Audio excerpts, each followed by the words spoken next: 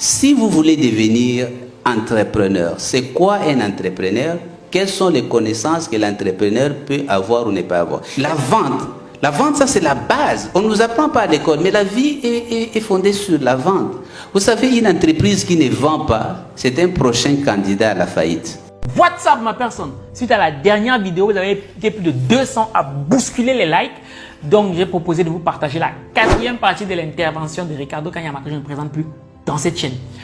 Dans cette vidéo, il va aborder 3 thématiques en particulier. Première thématique, qui peut devenir entrepreneur? Deuxième thématique, le leadership. Et troisième thématique, l'indépendance psychologique. Générique.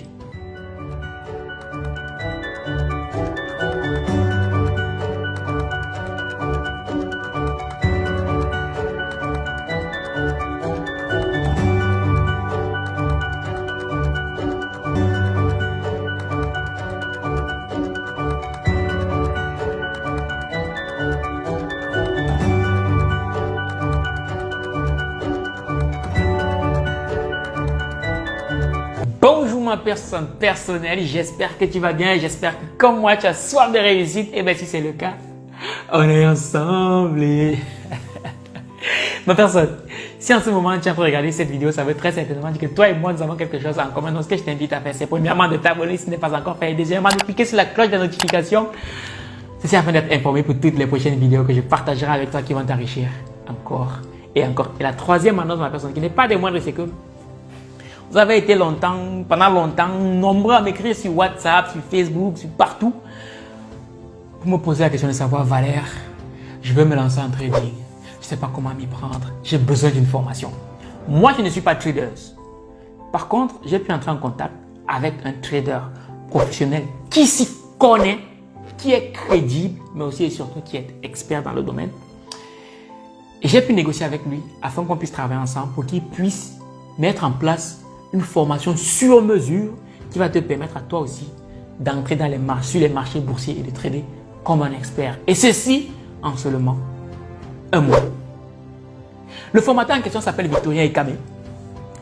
Et la formation avec lui débute le 2 novembre 2021 et le nombre de places est limité à 21 personnes. Donc tu auras vite fait de comprendre que les places vont se faire chères.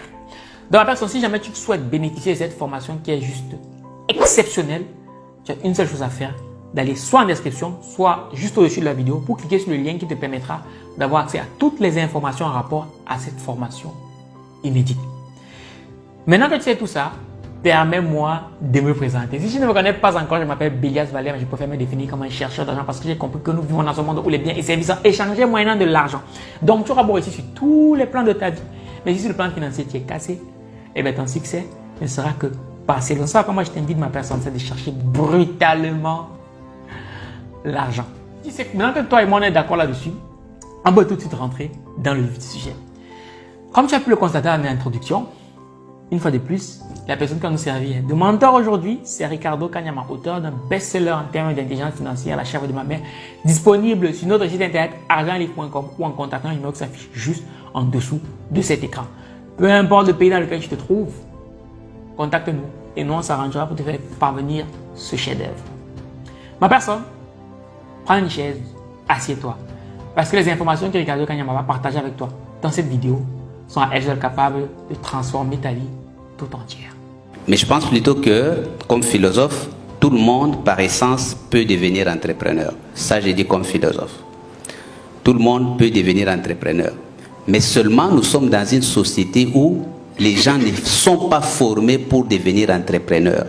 Et que pour certaines personnes, vu leur âge, vu leur histoire, ils ne peuvent plus devenir entrepreneurs. Vaut mieux qu'ils deviennent des investisseurs. Parce que un entrepreneur, c'est quelqu'un qui est capable de se sacrifier aujourd'hui pour être mieux demain.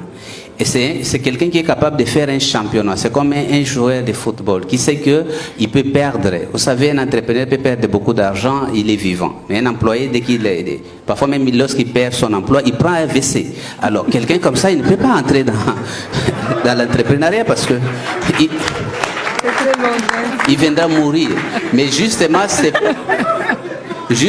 parce qu'il n'a pas été préparé à cela. Si on l'avait préparé à ce genre de choses, il pouvait aussi devenir entrepreneur et réussir. Alors, l'entrepreneuriat, pour moi, je trouve c'est comme le football. Tout le monde peut jouer au foot, mais tout le monde ne peut pas devenir star comme Cristiano Ronaldo. Voilà, merci. Merci beaucoup. Tu sais, une fois au cours d'une interview, on a posé une question à Elon Musk, celle de savoir qu'est-ce qu'il faut pour devenir un bon entrepreneur. Il s'est tué pendant un moment et puis il a dit, entreprendre c'est difficile. En fait, ce qu'il faut comprendre ici, c'est que très souvent les gens qui posent la question de savoir est-ce que tout le monde peut devenir entrepreneur, c'est parce qu'ils sont dans le doute. Ils se disent est-ce que je peux devenir entrepreneur? Ça, c'est pas une question à se poser. La question que tu dois te poser, c'est qu'est-ce que je dois faire pour devenir un créateur de richesse? Quel est le problème que je peux résoudre et gagner de l'argent? C'est de ça qu'il s'agit. Parce que tout le monde peut devenir entrepreneur. Malheureusement, il y en a qui ne sont pas prêts à fournir les efforts qu'il faut sur 2 ans, 3 ans, 4 ans, 5 ans pour pouvoir devenir de véritables entrepreneurs qui gagnent véritablement de l'argent en résolvant des problèmes pertinents. C'est de ça qu'il s'agit. Entre nous, soit dit, moi dans ma famille, je ne connais aucun entrepreneur. Et j'ai tout appris sur le terrain en lisant, en essayant plein de choses. Donc moi, j'estime que si moi, je peux le faire, tout le monde peut le faire. À partir du moment où on a la niaque, on a envie, à partir du moment où on sent qu'on n'a pas d'autre choix que de s'en sortir. Et lorsqu'on se comporte comme quelqu'un qui n'a pas le choix, parce que celui qui se pose la question, est-ce que je peux entreprendre, c'est qu'il sent qu'il a le choix. Parce que quand tu n'as pas le choix, que tu sais que ce n'est que ça. Là, tu ne te poses même pas la question, tu fonces. Donc, ne te pose pas la question de savoir est-ce que je peux devenir entrepreneur. Dis-toi que je vais tout faire pour devenir un entrepreneur qui s'en sort. Dans nos sociétés, on cherche souvent la validation. Souvent, on est catégorisé. On se dit, à partir du moment où tu travailles dans cette banque, voici cette catégorie de véhicules que tu dois avoir. Tu dois loger dans tel niveau de truc. Ce n'est pas quelque chose forcément de social, mais ça devient d'abord psychologique. Et on a été éduqué à subir cela, à agir comme ça. On te dit, quand tu as ce niveau de salaire, quand il y a une cérémonie, toi, tu ne peux pas contribuer 100 francs. Il faut que tu donnes 5000 francs. Tandis que si tu contribues 100 francs, personne ne va t'envoyer en justice, quoi. La vie continue, personne ne va tomber malade, ainsi de suite. Donc, c'est plus... Il y a l'aspect psychologique aussi qui est beaucoup... qui pèse beaucoup sur nous. Alors, je voudrais vous demander, comment, dans votre expérience, comment nous pouvons faire pour diminuer beaucoup cette charge psychosociale, si je peux le permettre? Merci. Il faut bien savoir qu'avant d'avoir l'indépendance financière, il faut déjà avoir l'indépendance psychologique. Si vous vivez votre vie en fonction des regards des autres, vous n'allez jamais vous en sortir. Je donne un exemple, j'ai vécu pendant 2 ans dans une boutique. Quand j'ai commencé dans ma vie avec ma femme, tout le monde estimait que c'était une honte pour un universitaire. Et même la famille de ma femme disait, mais ça c'est la malédiction. Toi tu quittes la maison pour venir dormir dans une boutique. C'était leur avis, c'était leur façon de voir les choses. Mais vous devez agir en fonction de votre idéal. Et savoir vous adapter à la situation que vous devez vivre en ce moment-là. Parce qu'au finish, vous allez commencer à suivre des gens qui disent payer une voiture qui coûte cher, vous allez payer une voiture qui coûte cher, vivre dans un quartier qui coûte cher, et lorsque vous allez perdre votre travail, vous allez finir AVC, les mêmes vont dire oui, mais il est mort jeune et ceci. Non, vous avez envie de vivre.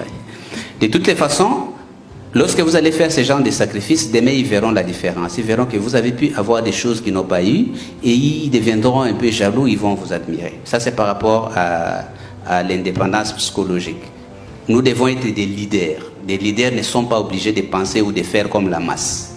Ils pensent et ils font en fonction d'une vision. Et quand vous allez réussir, vous allez devenir un modèle et vous pouvez changer aussi les paradigmes d'autres personnes. Voilà par rapport à ça. L'indépendance financière commence par l'indépendance psychologique.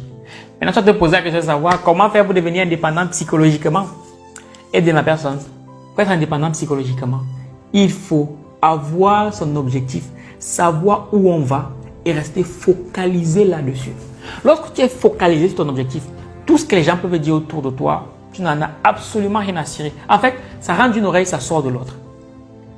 Et si tu n'arrives pas à être focalisé sur ton objectif ultime, celle de prospérer financièrement, ça va être hyper compliqué. Parce que pendant ton processus d'enrichissement, tu auras des gens qui vont se moquer de toi, des gens qui vont te dire que tu n'y arriveras pas, et des gens qui vont te dire que tu n'es pas capable d'y arriver.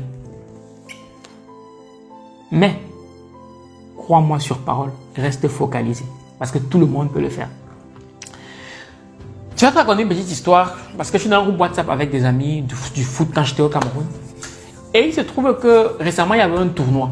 Je l'explique d'ailleurs très bien dans mon livre « Les pauvres sont égoïstes » qui sortira le 13 octobre prochain. En fait, ils avaient un tournoi de football auquel ils devaient participer. Et il se trouve que, comme moi je suis en Europe, tout le monde contribue à hauteur de 5 000 francs. Même comme moi je suis en Europe, on voulait que moi je contribue à hauteur de 25 000 francs, alors même que moi je ne participe pas à ce tournoi. Et là, en ce moment, il faut être très très lucide. Parce que si j'avais été quelqu'un du genre, ouais, je suis en Europe, il faut que je représente, il ne faut pas que je perde la face, je me serais dit, bon, ok, je vais mettre les 25 000. Mais je me suis dit, non, pourquoi je vais mettre 25 000? Mais moi, en ce moment, je ne me permets pas de mettre 25 000 dans ce type de truc. Donc, j'ai pris la quantité d'argent que je pouvais me permettre de mettre. Et j'ai dit, bon, vous allez vous débrouiller avec ça. Pas pour que les gens peuvent me dire derrière, je m'en fous. Donc, c'est très important que tu sois concentré sur tes objectifs et que tu ne laisses pas distraire par la perception que les gens ont de la vie que tu devrais mener par rapport à ton statut social. Maintenant, ma deuxième question pour M. Ricardo Kanyama, puisqu'il dit qu'il faut apprendre en étant autodidacte parce que nous sommes des enfants de pauvres, donc on s'identifie à travers lui. Quels sont alors les types de connaissances qu'il faut acquérir pour augmenter son intelligence financière? Je vous remercie. Alors, par rapport à des connaissances, comme m'a posé la question mon ami, je retiens une chose de Napoléon Hill. Napoléon Hill estime que la faiblesse du système éducatif, c'est d'apprendre toutes choses aux jeunes sans lui apprendre comment il faut gagner de l'argent. Et il dit que tout ce que nous apprenons qui n'est pas dans un objectif spécifique ne nous servira à rien. C'est pour ça que vous allez voir, il y a des gens qui ont beaucoup de connaissances générales sur tout et sur rien, mais ils ne deviennent jamais riches. Vous devez d'abord établir qu'est-ce que vous voulez faire et devenir. Il y a une évaluation qu'on fait. Dans quel domaine vous voulez évoluer? Si vous voulez devenir entrepreneur, c'est quoi un entrepreneur? Quelles sont les connaissances que l'entrepreneur peut avoir ou ne pas avoir? Est-ce que vous voulez devenir entrepreneur ou auto-entrepreneur? Quand vous voulez devenir auto-entrepreneur, ça veut dire que vous voulez être votre propre employé. Ça veut dire que vous devez maîtriser des connaissances techniques. Parce que c'est vous qui allez faire le travail. Par exemple, vous voulez créer un cabinet dentaire, mais ça sera vous l'employé principal. Donc, c'est vous qui devez maîtriser toute la technologie sur la médecine dentaire. Mais si vous voulez être entrepreneur, un entrepreneur peut réussir dans un domaine où il ne connaît techniquement rien. Ça, c'est quelque chose que j'ai appris et qui m'a beaucoup aidé.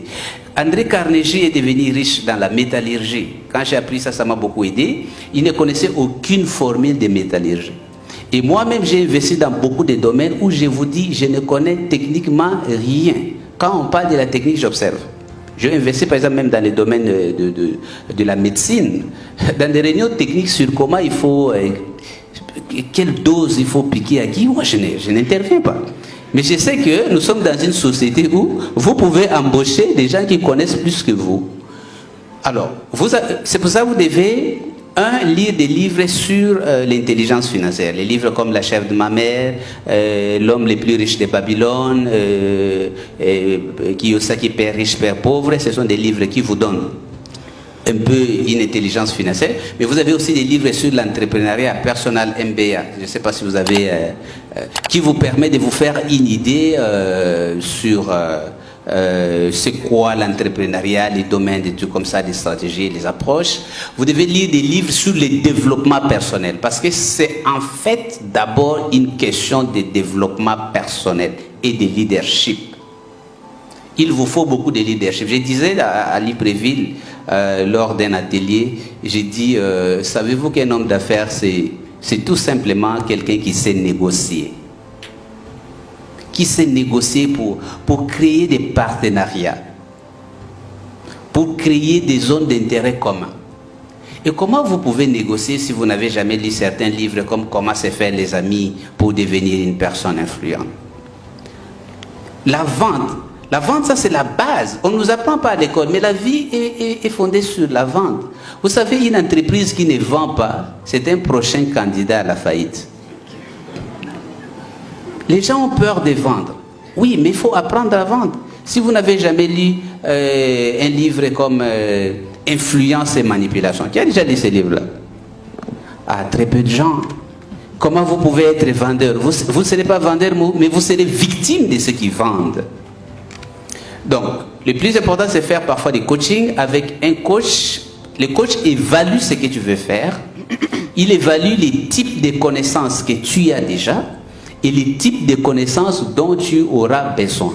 Et vous allez établir un plan d'apprentissage parce que vous ne pouvez pas aussi apprendre tout au même moment. Vous devez apprendre graduellement. Donc, lorsque vous grandissez, chaque mois, vous saurez qu'est-ce que vous allez apprendre, quel est l'ordre d'apprentissage. Et c'est de cette manière-là que vous arriverez à acquérir l'intelligence financière, l'intelligence des affaires, mais aussi l'intelligence de la vie en général.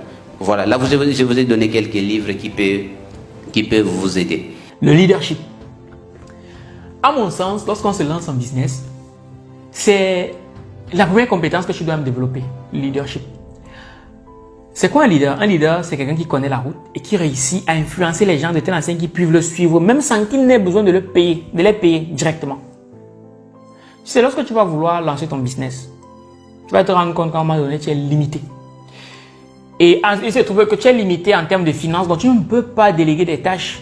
Et à ce moment-là, il va falloir que tu développes ton leadership pour amener des gens à travailler avec toi, à croire à ta vision, sans que tu aies besoin de les payer pour un début, sans qu'ils ne gagnent de l'argent pour un début. Et c'est très très important de développer ton leadership.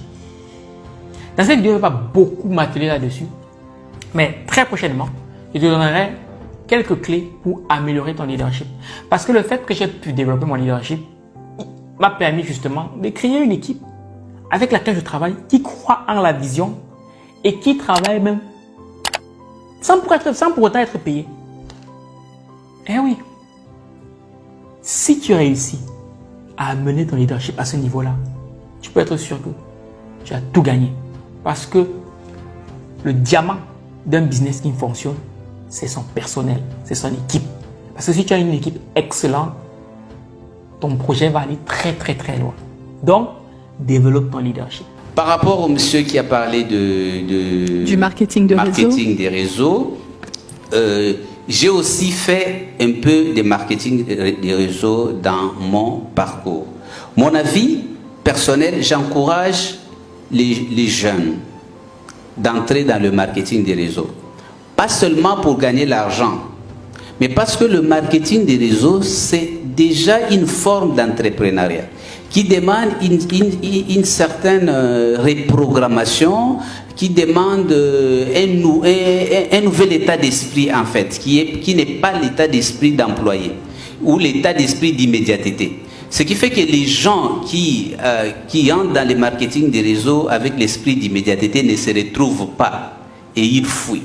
Mais si vous y entrez, vous allez apprendre à devenir entrepreneur et surtout dans des réseaux marketing qui ont des bons programmes de formation. Parce qu'il vous faut vraiment former et en pratique, vous allez apprendre à vous dépasser, comme comment surmonter la peur, comment surmonter les rejets. Ah, vous savez, il y a des gens, quand quelqu'un lui dit non, il va tomber malade le soir. Voilà, tout ça vous allez apprendre dans les marketing des réseaux. Mais n'utilisez pas les marketing des réseaux comme la seule stratégie qui va vous amener beaucoup plus loin. La vie, c'est une école. Tu es entré quelque part, tu apprends pour passer du niveau A au niveau B. Après, tu dois apprendre de passer du niveau B au niveau C. C'est comme ça que tu vas évoluer jusqu'au niveau Z. Alors, il y a des échecs, oui, il y a des échecs. Les gens qui perdent l'emploi, qu'est-ce qu'ils font? Ils continuent à chercher, non? Pendant 5 ans ou 10 ans, jusqu'à ce qu'ils trouvent aussi un emploi. Moi, je dis toujours que quand vous vous engagez comme entrepreneur, faites carrière à vie. Si vous échouez dans un projet, commencez un autre projet et évoluez de cette manière, étape par étape, vous finirez par atteindre les objectifs que vous poursuivez. Parce que nos États ne deviendront jamais indépendants si les individus qui les composent ne sont pas indépendants financièrement. Je dis toujours que... Merci. Je dis toujours que la richesse d'un pays, c'est la somme de la richesse de chacun de ses habitants. Si l'Afrique est pauvre aujourd'hui, c'est parce qu'elle est peuplée par des populations qui n'ont rien. Et si les États-Unis est un pays riche aujourd'hui, c'est parce qu'il y a beaucoup d'Américains qui sont riches, oui ou non? Donc si nous voulons changer quelque chose, ces initiatives sont très, très, très importantes. Et je voulais vous rassurer que comme vous, je me demandais un moment, qu'est-ce qu'il faut faire pour réussir? Et le secret, c'est justement d'écouter ceux qui ont fait ces parcours avant vous. Je vous encourage à assister à des séminaires, je vous encourage à participer à des formations, je vous encourage à échanger avec les gens qui sont dans votre domaine et surtout, je vous encourage à devenir des étudiants à vie. Apprendre encore et encore. Et je serai heureux dans 5 ou 10 ans de rencontrer quelqu'un qui serait devenu riche ou qui serait devenu financièrement indépendant parce qu'il avait entendu quelque chose qui avait changé sa vie dans ce sommet d'indépendance financière. Merci beaucoup et bonne chance à vous. Ma personne, pendant longtemps, on a dit que l'Afrique est pauvre, l'Afrique est pauvre, l'Afrique est pauvre. Mais en fait, Ricardo Kanyama vient de toucher quelque chose qui est très piquant ici. C'est que l'Afrique n'est pas pauvre, ce sont les Africains qui sont pauvres. Et quand il parle de pauvreté, il parle de pauvreté psychologique. Parce qu'une personne est d'abord riche dans ses pensées. Eh oui. Aujourd'hui en Afrique, on a le pétrole, on a le diamant, on a l'or. Mais on n'arrive pas à exploiter ça. On est obligé de faire appel à des structures exogènes pour exploiter toutes ces matières premières-là. Parce que nous-mêmes, on n'a pas la technologie pour le faire. Eh oui. Donc, on peut dire ce qu'on veut. C'est d'abord dans la tête que ça part. Si on avait la technologie, on aurait pu exploiter toutes ces matières premières-là et rentabiliser. Parce qu'on n'a aucun mérite à avoir toutes ces richesses-là. Aucun mérite. Le mérite vient de celui qui a la technologie, qui a su faire travailler ses cellules grises. C'est de ça qu'il s'agit. Et beaucoup de gens vont à l'école, ils ont tendance à confondre diplôme et intelligence. On peut payer pour avoir un diplôme, mais l'intelligence ne peut pas payer pour avoir l'intelligence, non. Tu dois travailler pour développer ton intelligence. Et beaucoup parmi nous, nous sommes des diplômés, mais nous ne sommes pas intelligents du tout. Parce que si tu as une intelligence qui ne te permet pas de gagner de l'argent, qui ne te permet pas de manger, il est temps de commencer à réinterroger ce que tu sais. Parce que lorsqu'on a la connaissance, on ne pleure pas le défunt, on ne pleure pas la famille, on crée. Et quand on crée, on gagne de l'argent. C'est de ça qu'il s'agit. Ma personne, tu es en Afrique, dis-toi qu'il y a extrêmement d'argent en Afrique. Si tu es pauvre, c'est parce que tu n'as pas réussi à aiguiser ton intelligence pour devenir un aimant à cash. Dès lors que tu vas développer ton intelligence, crois-moi, l'argent va tellement arriver à tel point que tu vas te dire, mais l'argent s'y était où depuis? J'en sais quelque chose parce que je suis au début du processus. Et comme je vois mes mentors qui me guident, je sais exactement ce qu'il faut faire. Maintenant, ce n'est qu'une question de temps.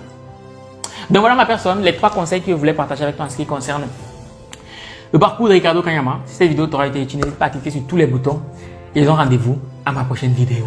Ninakano.